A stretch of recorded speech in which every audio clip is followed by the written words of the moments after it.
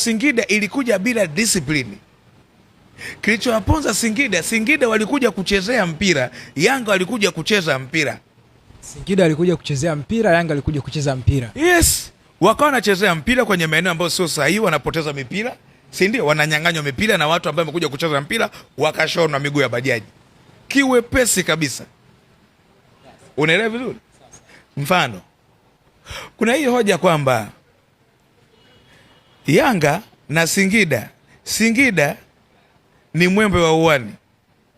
Na kuuliza swali, unaposema ni mwembe wa uwani, kwa maana ya kwamba Yanga inapata matokeo mengi mazuri kwa Singida, si ndio? Si unavyomaanisha? Yanga haijapata matokeo mazuri kwa Simba, imepata. Sasa maanake ukisema Singida ni mwembe wa uwani kwa Yanga, maanake na Simba ni mwembe wa uwani kwa Yanga. Wakisema hao wanaona mechi zinakuwa nyeupe sana dhidi ya Singida.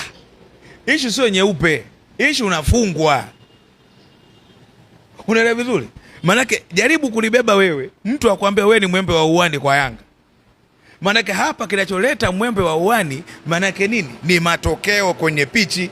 Unapata matokeo gani kwenye pichi mbele ya Yanga? Ni chanya au hasi? Sasa kama wewe umefungwa mara 6 mfululizo na umepata suluhu unashangilia, maanake na wewe bado ni mteja wa kuaminika kwa Yanga. Maanake iko hivi, Singida Black Stars na Simba ni wateja kwa Yanga wa kuaminika. Hilo halipingiki kwa fakti ya aina yoyote, halipingiki. Fakti.